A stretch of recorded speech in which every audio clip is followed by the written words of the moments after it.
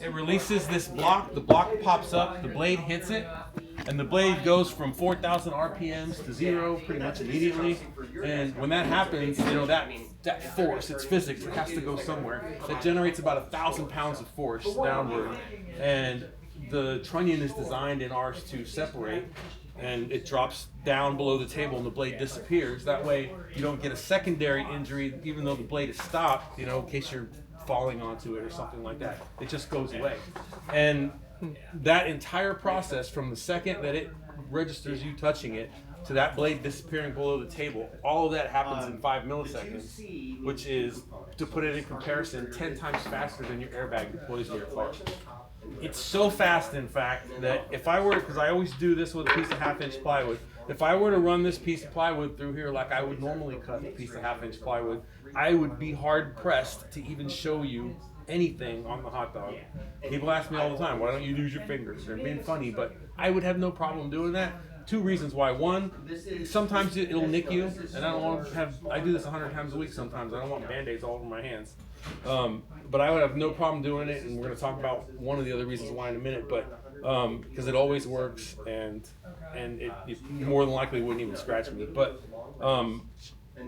I want you guys to see what would happen if you have a dramatic impact or a more dramatic, forceful injury or contact with the table saw blade. And I do that, so I intentionally ram this thing through there as hard and as fast as I can, way harder and faster than you normally would, to the point where it's almost probably unsafe. But you can see the cuts, how they're kind of jagged. But I do that because, one, it will leave a mark on the hot dog, but you can see that if you have a really heavy impact with the blade, what is it going to do to you exactly? And it kind of demonstrates what happens if you experience kickback, because kickback is about 50% of all table saw injuries are a result of kickback, and it tends to drag your hand into the blade really hard and really fast. Okay, so it'll kind of just demonstrate what that would be like if it were your finger instead of a hot dog. All right. Now, a lot of people will ask, why can't I take this safety system and put it in my Laguna or my DeWalt, my Bosch, or whatever, pick a saw. And it's a very simple reason. If you look inside of our saws, and when we get done here, I would encourage you to do so. But if you look inside, you're going to see that trunnion that I told you about. I mean, it's a piece of metal that's like that big, right? Most of these other saws, because they don't have a safety system, they don't need it. They have, the cheaper ones have a plastic plate. Some of them have an aluminum plate, like that one, that probably costs $5 worth of aluminum in there. That kind of holds everything together. It doesn't need to do anything. But ours have to have a trunnion system that pivots and is designed to separate, for one. It's got to be able to send that electrical charge from the brake to the blade. And more importantly, it's got to be able to withstand that 1,000 pounds of force over and over and over again every time that the saw activates, without destroying it or making you have to, realign everything every time that it happens. So the short answer is you couldn't put it in there. One, they're not designed for it. Two, it would disintegrate the saw the first time you tried to activate it, because it's just not built for that. Now that speaks to the quality of the SawStop, though, not just for the internal components, but again, I would tell you, look at the fences on our saws, look at the fences on the competition saws. Feel the thickness of the cast iron. It's just non-comparable. Okay. When you add the integrity and the quality and the robustness of the internal components, that makes for a much more rigid saw, which makes it more accurate, which makes it last longer. I mean, it's just a better overall tool. And that leads me to why it costs more than the other saws. Instead of a $5 piece of aluminum in there, there's $100 worth of metal inside there, or more, and that's why it costs more, because it's got better materials and it's just made better. It's the quality. And that's one of the things that, besides the safety system, that a lot of people don't understand about SawStop, is it's just the best, in our opinion, obviously, saw that you can buy. I tell people all the time, I have a PCS. I would go back today and buy that same saw, and I've had it for years, long before I worked for SawStop. I'd go and buy that same saw today for the same price, even if it didn't have the safety system, because it's heads and leaps and bounds above any other saw I've ever used before. All right, that being said, that's how the safety system works. The next thing people will ask, well, what if I want to cut something that's conductive? Well, I want to cut pressure treated lumber, for example, tends to have carbons and copper and stuff in there that's conductive, and it'll usually activate the brake.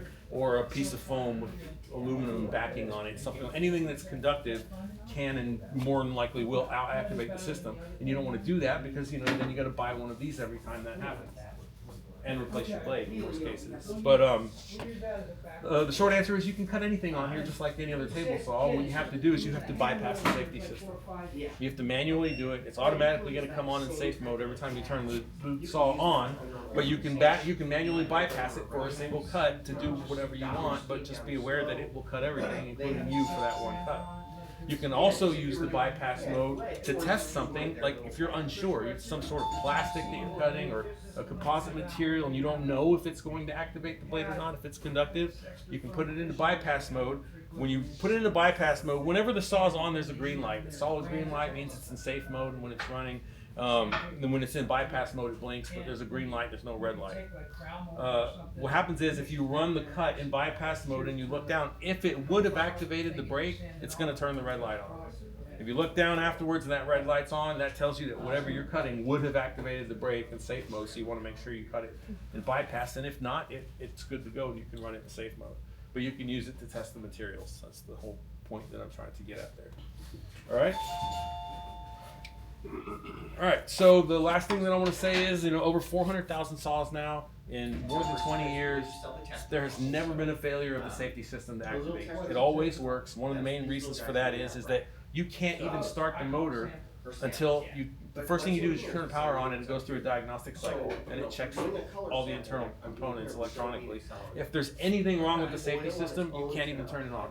So if that blade is on and it's moving, that means it is past that diagnostic and everything is working the way it's supposed to be. And that's why. But now you also be aware that if the blade's moving, it's going to activate. What a lot of people don't understand is they shut it off. It takes the blade several seconds to slow down and come to a complete stop, and then they'll accidentally touch it with themselves or their tape measure or whatever, and it'll activate. But it's going so slow that it doesn't embed into the aluminum. It just kind of scratches this tape on the outside, and they don't realize that they activated it. And then the next time they turn it on, they're like, "Why doesn't my saw work?" Because you touched it after you turned it off and you didn't wait for it to come to a complete stop. But again, it's designed to save your fingers and keep you from being injured. That's just the way that they made it. All right. So what this is just a. So let me show you guys how it works. I've already got it on. I've got a solid green light. That means it's gone through the diagnostic cycle. We're good to go. When I turn it on, it's ready to go. Last two things I want to say is that you're going to notice I have the blade all the way up. There's no riving knife on there. There's no blade guard. I mean, all the safety things that you would use on any other table saw, absolutely you should be using. I'm doing this intentionally for display demonstration purposes only because I want you guys to be able to see what's going on. I'm not cutting all the way through. I'm only going to cut an inch at the most into here, so the riving knife is kind of irrelevant. But the riving knife you should absolutely use every single time that you cut, unless you absolutely can't, like on a dado or something. But that's why I'm doing that. And again, I'm going to push this hot dog through a lot harder and faster than you normally would. So don't be scared. Come here and it's not going to bite you or anything. I want you to be able to see it. Get as close as you can around here. It's not going to do anything weird or make any. It's going to make some noise, but other than that, it's not going to do anything to you. So you ready to go? No mustard? Yeah. Afterwards, if you want to eat it.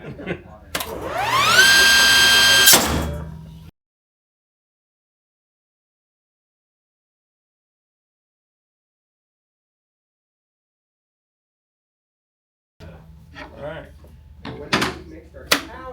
So you see how fast I pushed that through there. This is what you would be dealing with afterwards.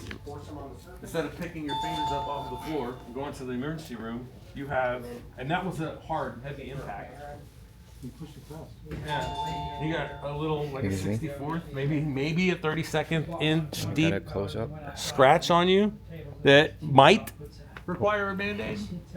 And change your brake, change your blade, probably change your underwear, maybe take a shower, and 5 minutes or so later you're back to work, and you're not spending the next year going through surgeries and physical therapy and wondering what you're going to do for the rest of your life and how you're going to zip your pants up by yourself and all that stuff anymore. So if you have a table saw, what I would ask you is please don't be one of those 10 people a day that cuts their fingers off because they're waiting for whatever reason. I mean, it doesn't have to happen anymore. This is the only saw that's going to keep you from cutting your fingers off. Are they going to change the law yet? I thought they were marketing to have it changed. So that's been going on for like 15 years. It's good for us either way. Yeah, oh, I know. Either way. And the last thing, over the last couple of years, prior to this year, the big push was we're going to do it. We're going to do it. And everybody was like, well, it's SawStop has the patent, you know, they won't let us use it, it's not going to work, they're going to. So when our CEO went in, and this was about 2 years ago, I guess now, and he said, if you make it a requirement for all table saws to have this technology, we will release the patent. Yeah, I remember reading about that. And because he knows, just like they know, that they still have to re-engineer their saws the way that I described earlier to make them be able to work with it. And that most of those companies, they don't engineer, they don't innovate. They go to makers in China and Taiwan, and they just say, let me buy these table saws from you, put our color and our name on it, and we'll sell it. But they're going to have to employ engineers and re-engineer the internal components, make it work, and that costs lots and lots of money. It takes time, and at the end of the day, it's going to probably be the same cost, if not more, than our saws, but half the quality still. And they so that all came to a head actually about a month ago. Yeah, I was wondering. I didn't read About about a it. month ago, the government came out and said we're not going to do it. Yeah, did Newsom veto a bill that was passed in the legislature? Well, I don't know. This is I'm talking at a national level, not California. But it was going to happen, and like I said, it was 4 or 6 weeks or so ago. They said it's not going to happen because it's going to give SawStop an unfair advantage, whatever. And it would either way. Right, yeah, there's nothing you could do about it. Yeah, because like you said, they're going to end up, and it will still drive more business to you guys initially, no matter what. Yeah. Yep. But it's still like. So it's not going to change. We're the only game in town still, unless you want to spend $40,000 on a Felder or something. But and then that takes up your entire garage. And then So how much damage does it do to the blade? So the blade, we recommend that you fine? replace it. Oh, now, depending on what you're using, if you've got a Diablo blade in there, just replace it. You can, if you have like a Forest Woodworker or something that's really expensive, you can send it out to your blade sharpening service, and they can repair cracked welds, they can repair teeth, they can replace teeth. Okay. Make sure it's flat. If they check it out and they put it back together and sharpen it and send it back to you and say it's good to go, then it's good to go. And I would probably recommend that you do that with one of those blades. But anything that's like $25-$30 to have that done. So if you have a $30, $40, even $50 blade in there, it just doesn't make sense because those blades have smaller carbide. They're not meant to be sharpened over and over again like that. So just put a new blade in there. But what you don't want to do, because I've seen people do it, they'll take it out, put it in there. You don't want a piece of carbide flying past your eyeball at 4,000 RPM. It's not going to make for a good day at all. No, not at all. So does the blade, you don't have to use a SawStop blade? Is that what you're saying? No, you can use any blade. Oh, okay. There are certain blades that we recommend that you don't use. I don't know if they have any here, but like on some blades, especially ones with fewer teeth, you have the gullets in between, right? Well, on some of them, they have the blade, and then there's another little hump behind the blade without a tooth on it. It's an anti-kickback mechanism. We recommend that you don't use the blades that have those because it can slow the stopping down, potentially. It's still going to work. But, that little scratch you get might be 2 or 3 times as deep, potentially, with that blade, because it might slow it down a little bit to stop. And I actually heard for the first time somebody that had experienced that. They had one of those blades in, and afterwards he looked at it and it broke several of the teeth off. It went through, when these stopped, it stopped. The ones that hit it pretty much are embedded in aluminum and it stops. But apparently that one slipped a few extra teeth, and he had to go get stitches, which is still really lucky. If you're having a table saw injury and it just needs stitches, you're very, very fortunate normally, unless it's SawStop. But usually these just scratch you. But yeah, so that's why it could potentially cause a little bit more damage. That's why we don't recommend it using. I think some of it is. But yeah, any blade, as long as it's conductive. I mean, I heard somebody asked me once recently, what if I put one of those sanding discs in there? I'm like, what are you talking? Apparently there are blades with like sandpaper on them that people turn their table saw into a disc sander, I guess. I was like, well, I probably wouldn't. I mean, it doesn't have blades on it though. Why would you expect it to? I don't understand. But anyway, I mean, I have like 4 or 5 sanders. I don't know why you would turn your table saw into a sander, but I guess that exists. I wouldn't recommend doing that, but just about any blade. Yeah, I mean, even if they have a coating on them, usually either the coating is conductive, like the Freud's, or the teeth are still exposed. They're not painted or covered up in any way, so they're going to be scratched. Yeah, no, this is the one. And the blade change is the same as any table saw. Yeah, there's a nut and an arbor nut and a washer that comes on and off. I'll show you right now what happens when it's activated. It's a little trickier after it's activated because now you have the blade sitting on an arbor, and then the brake is sitting on 2 pins, but they're fused together. So normally, where I just pull the blade off, pop the pin, the only thing that holds this brake on is this little pin, which I'll take out in a second. Pop the pin out, slide the brake off, put another one. Now they're stuck together. They have to come out together. And if you get them cockeyed to one side or the other, you're going to have a really hard time getting it out of there. So you have to get them out together. That's the only trick when you're taking them out. But the first thing that you have to do is, remember I told you that arbor drops down. That's how the blade disappears. So watch this arm. The first thing you have to do is reset that. And all you have to do is lower it all the way down. As I lower it down, you'll see that arm come up. Even loaded, like it's still. See how that arm's pivoting up? And then that's 52, 36. 52 is it? Yeah, 36 is on there right now. Yeah, okay. Now they got this thing so dirty and full of. That's what it's supposed to. It's so dirty. They haven't cleaned it. I can't get it all the way down. But anyway, if you should go all the way down, it'll lock back into place like that. Yeah. And then you pull it back up. Yeah, I know. I'm tempted. That one, that's expensive. I think it's like $1,200. And this on But it's nice. all the models. Doing a lot of Yeah, yeah. And now they all use the same brake. They're all 10-inch blades. The only one that's really different is not different, but the act is so small, the compact, the smallest one, that you can't get in here very well. So there's access from the side underneath the table, and there's a thing you have to pull up out of the way so you can get to it to get it out. But other than that, they're all the same. So yeah, all you do is to get the blade off, like any other blade, just take the nut and the washer off. It's I mean, it's really, it's probably just the same.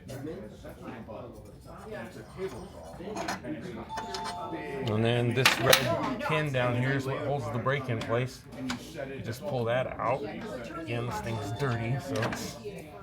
Alright, and then now normally you could just take the brake off, take the blade off individually, but they're stuck together, so they have to come out together. So you use the same tools that you take the brake off with, and you just have to get behind there. I should have cleaned this up better because it's probably going to give me a hard time. But you just got to make sure they come off together.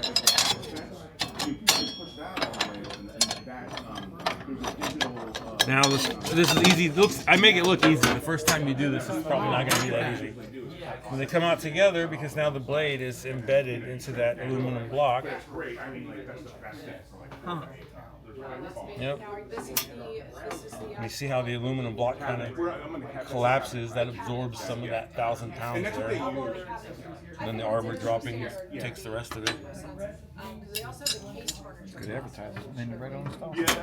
Yeah, we tried it. That's like a thing. I don't. This one's not. This is a good position, a little bit higher up, because a lot of people like to take these and hang them up. So if you can grab one of these pivot points and get it so that it's perfectly, like this is pretty close. If I was probably one tooth over, it would have been perfect. But and then people make clocks out of them, yeah, and hang and to remind themselves that it saved their fingers. And I love being. The rest of us, when we do these, they'll take pictures when they get it real close to the top because that's.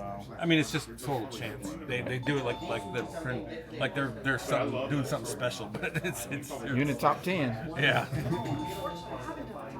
I have a question for you. Sure. I've been TAing for work, and then this